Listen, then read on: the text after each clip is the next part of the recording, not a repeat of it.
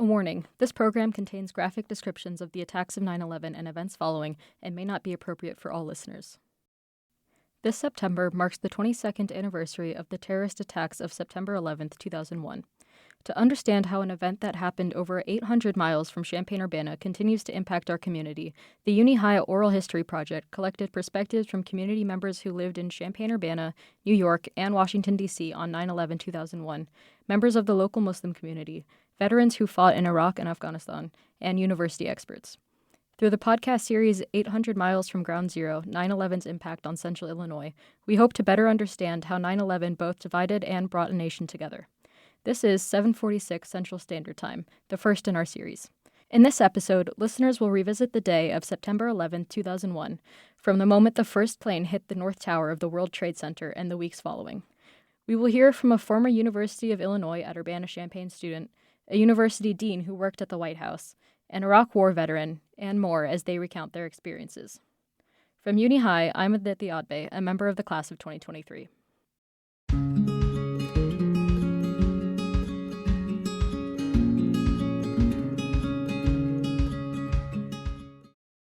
I saw a crowd of people pointing in the direction of the towers and looking in that direction and sort of all looking frazzled and nervous. And so I looked the direction in which they were pointing, and I saw a giant hole in one of the two towers with smoke coming out.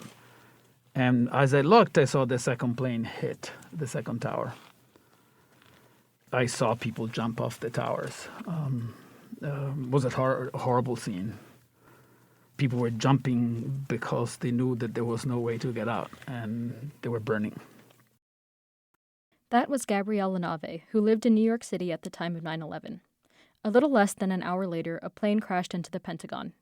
Jeff Brown, dean of the Geese College of Business at the University of Illinois at Urbana-Champaign, worked in the White House at the time of the attacks. So I left the house and I'm on the interstate, and right when I'm sort of by the Pentagon on the interstate, I had National Public Radio on, NPR, and the reports came in about how inexplicably a commercial aircraft had hit one of the World Trade Center buildings in New York City.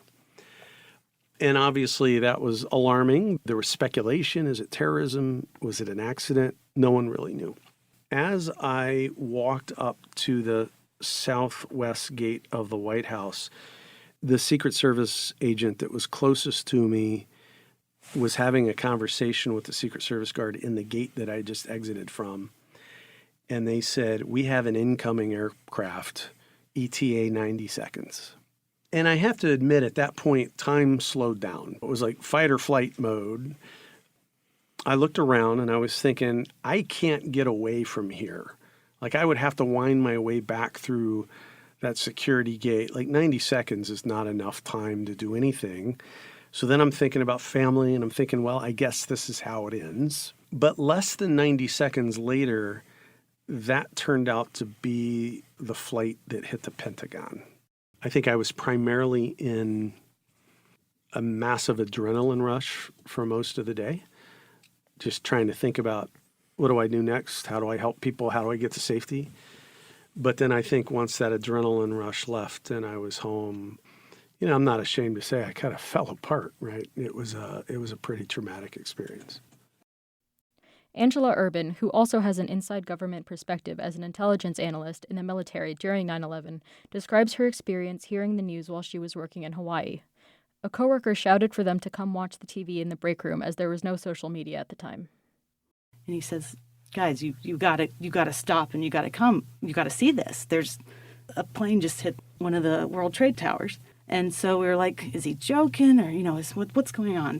I was in the group that was able to go see, and when that happened, actually, just those few minutes is when that second plane hit. And so the news that was happening just in those little, brief time period, it went from even the newscasters didn't know what was going on to this is a terrorist attack.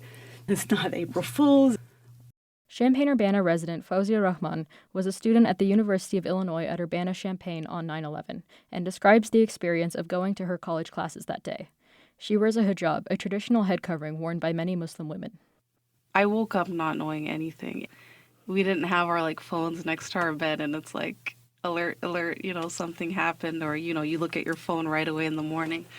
So I remember getting on the bus, knowing nothing. And I was just looking around, I just felt really awkward.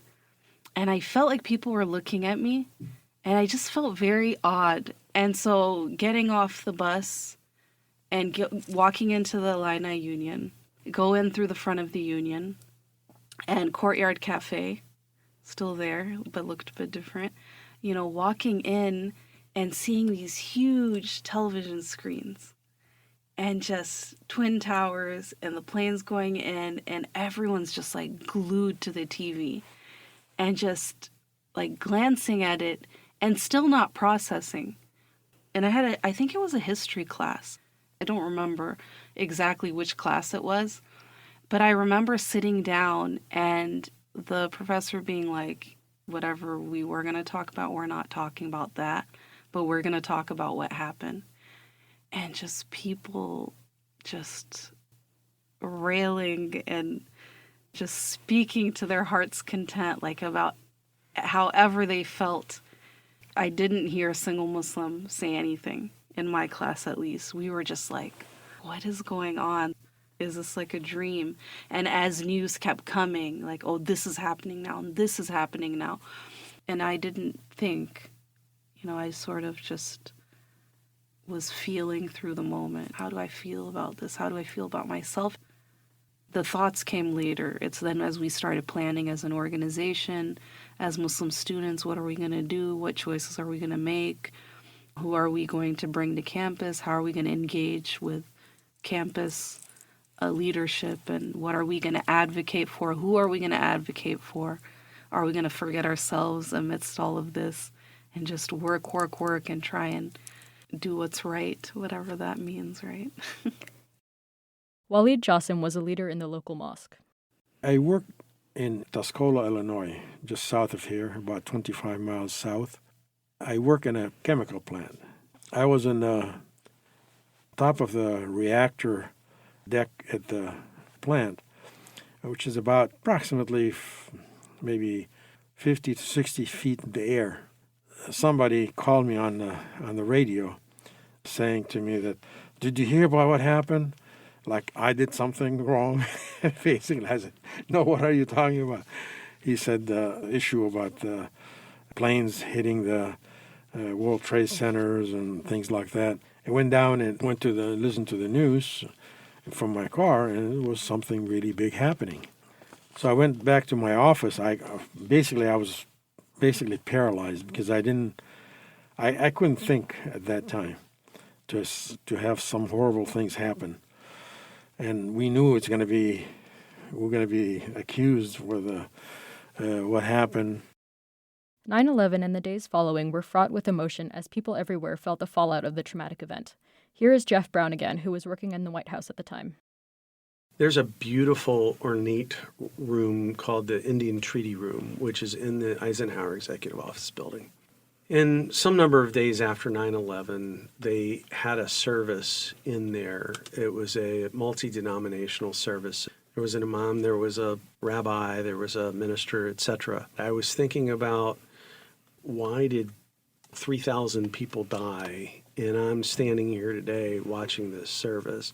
And I think I did feel some, I guess guilt's the right word for it. I don't feel that way now. I mean, this was a completely random act of terror.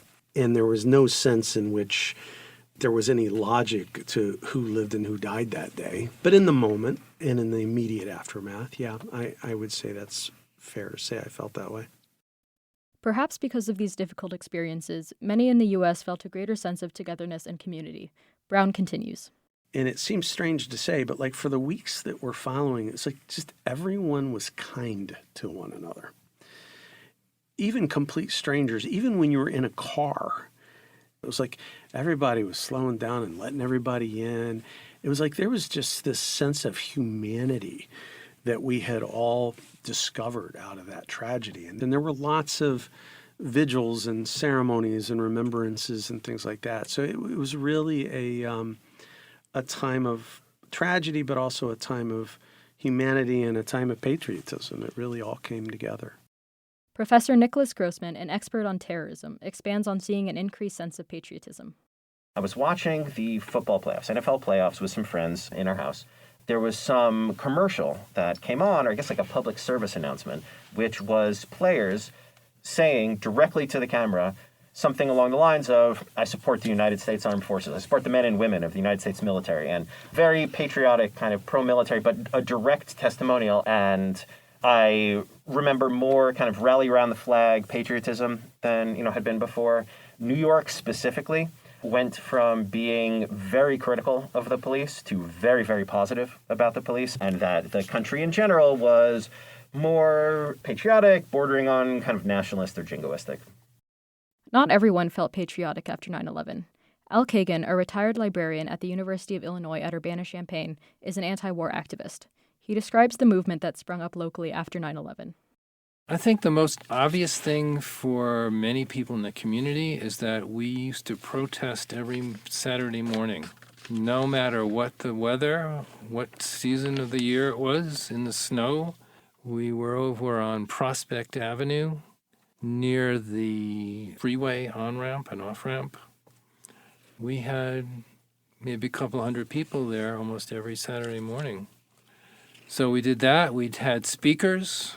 We had programs. We invited, for instance, anti-war veterans to speak.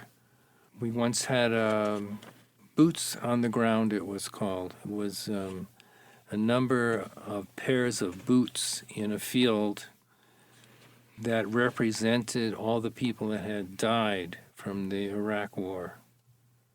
The events of September 11, 2001 filled citizens with conflicting feelings of fear, uncertainty, hatred, and community, and the events following had lasting effects on the nation and the world that continue to be felt today.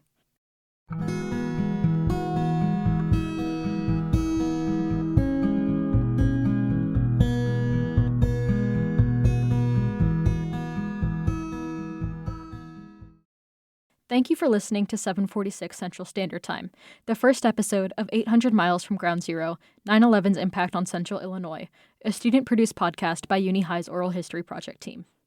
Each episode in this series focuses on an aspect of American life post-9/11, including memories from the days and weeks following the attack, military and anti-war efforts, changes to domestic policy, and rising Islamophobia. All interviews featured in this podcast were conducted in spring 2022 by Uni's 8th grade class.